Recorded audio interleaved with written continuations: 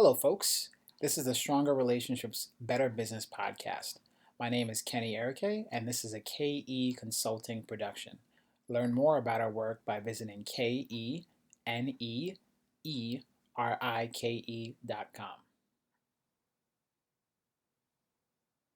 This piece is titled After the Love is Gone 3 Tips for Recovering from Loss and Change. And the title is actually inspired by one of my favorite songs from Earth, Wind, and Fire. So that's where that came about. Mid February is a time of year when thoughts of love and affection are in the air. Embers of frustration, anger, and despondency as well, the result of well meaning people living in an imperfect world. Every now and then, I provide a window into some of my personal journey as a case study for those enjoying my work. Usually, I keep the focus on the actual content itself because I have kind of patterned my professional game after just helping people around me and tackling ideas and thoughts that you guys might be most interested in, much less so about focusing the spotlight on myself. But every now and then, I'll use myself as a case study just to make it more interesting.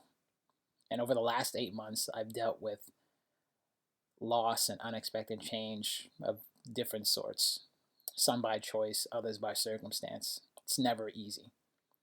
Discussing those thoughts with others can be cathartic, allowing you to gain some closure and remind yourself that the world has not ended. Ironically, my increased comfort with sharing my thoughts and feelings with others is growth from one of the relationships that inspired this post.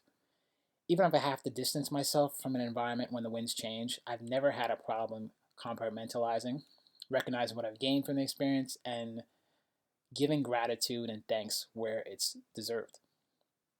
And let me be clear about what I mean by loss. I'm not just talking about relationships that you share with people or even your pets.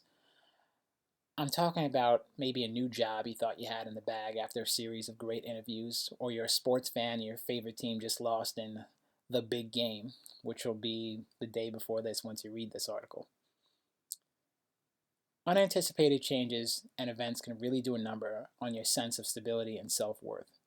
You've seemingly got your whole future mapped out, and then bam, feels like you've got to start over. And in this entry, we're going to cover some tips for picking up the pieces after you've lost something or someone you care about. And step one for doing that is tackling your mind and controlling what's on your mind. The first step to reestablishing a healthy mental space is controlling your thoughts. In order to move forward, you've got to ward away thoughts that would lead to feelings of depression, despondency, and unreasonable dissatisfaction with what your life represents. I use myself as an example. I'm reminded that over the last 8 months or so, I could have been a much better romantic partner, family member, and friend. There were times when I could have been more supportive, empathetic, and emotionally deferential to promote feelings of satisfaction, trust, and closeness with those who rely on me. Are there fights I could have short circuited before they exploded? Hurts and misunderstandings I could have sidestepped? That weighs heavy on my mind as I'm actually creating this entry. There's so much I could have done differently. Of course, to be fair, conflict and disappointment are almost never one sided, with the blame lying squarely in one person's lap. There are times you just got to say goodbye if you're dealing with a situation where your best interests are not being served, or you're within range of collateral damage from people making decisions that conflict with your values. So you've got to take care of yourself on that end. You cannot force anyone to change, and expecting others to adopt your level of seriousness, ethics, or value system is just a dangerous proposition. It's better just to walk away and insert yourself in settings where complementary parts are already in abundance. But rather than blame shift post mortem, I always focus on myself and what I could have done better. I've got a lot more control over myself than the rest of the world. And after some of these life changes, the emotions in my mind ran the gamut.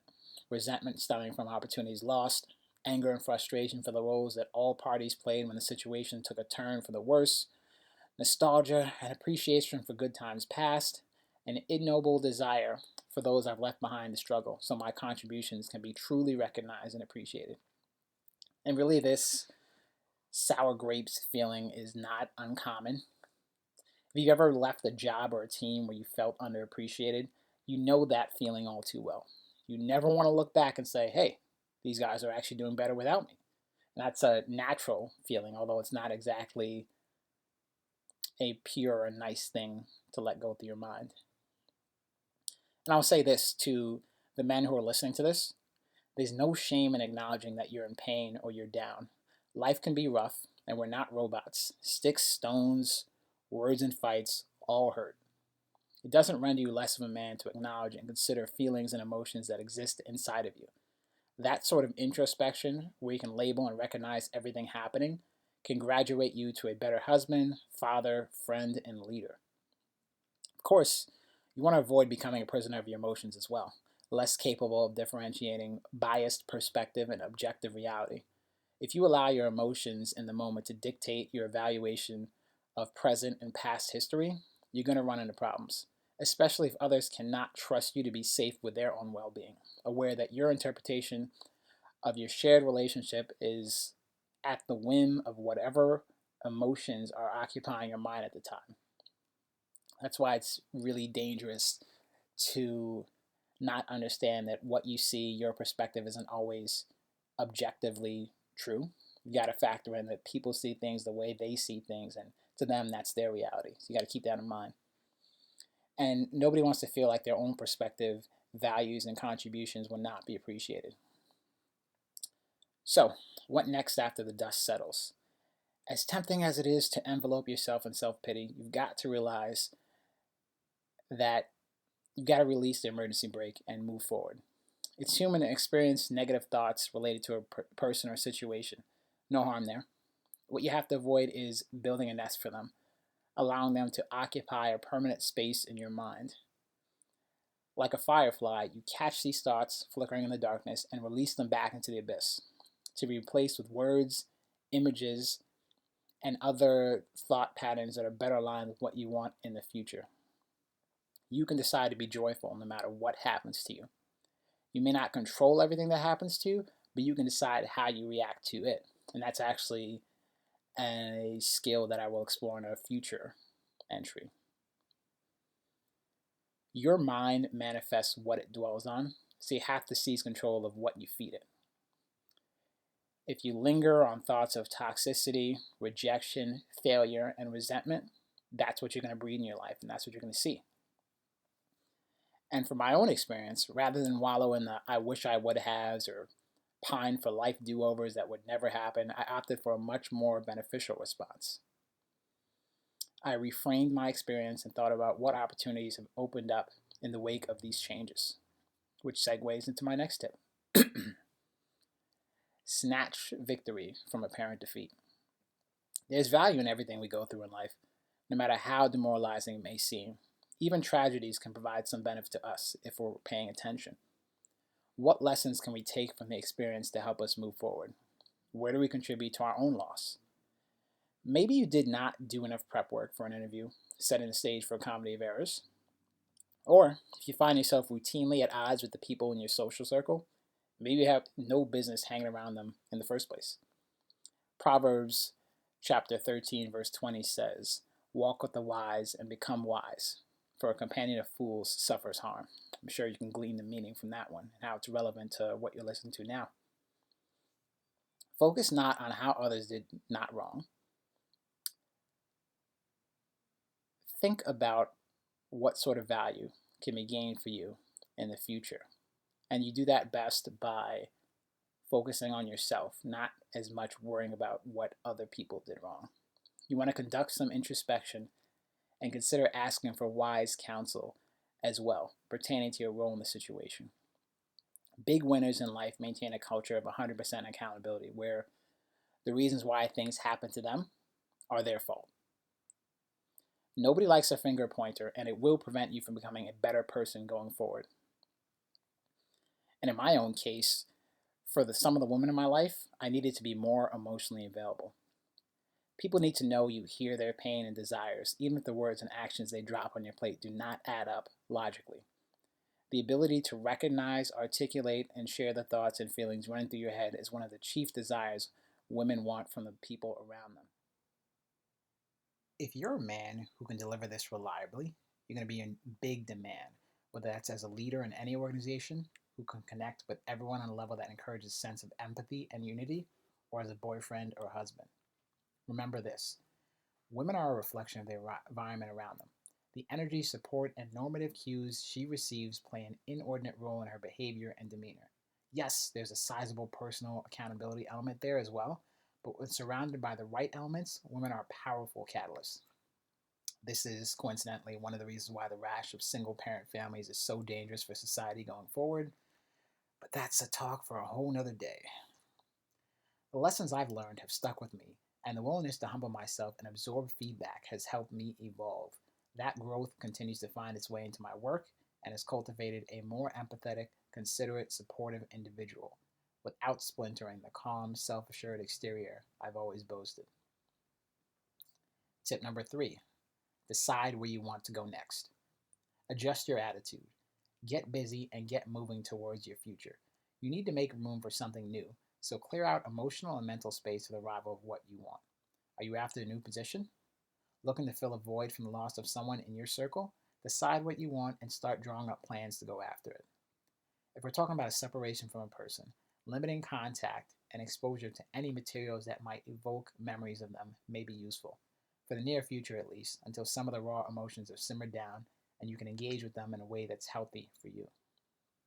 It's natural to be rattled in these situations. We've all been there. Just avoid creating a mental cauldron of fear and worry about the unknown. Understand that you've always got someone looking out for you. From the Bible, the verse Matthew chapter 16, verse 20 says, "Look at the birds of the air. They do not sow or reap or stow away in barns, and yet your heavenly Father feeds them. Are you not much more valuable than they?"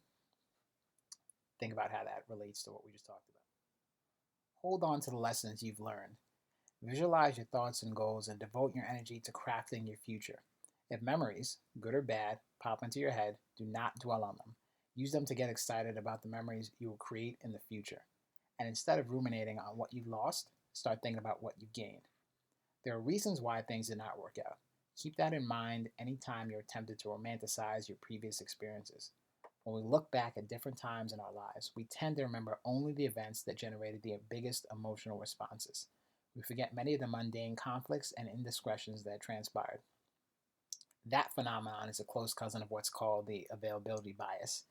That's a cognitive error that corrupts your decision making and leads you to think only about certain situations, which often gives you an unclear view of what actually happened. If you're not careful, you start longing for something that wasn't so great in the first place, well beneath the standards you should be shooting for. Rejoice over the growth you've hopefully experienced and the chance to pursue the people and opportunities that were meant to catapult you to a higher quality of living. If you've been approaching work, relationship, and familial ties with an open mind and base amount of reverence, positive evolution is almost always a byproduct, if only to adapt to the adversity that comes with life on this planet.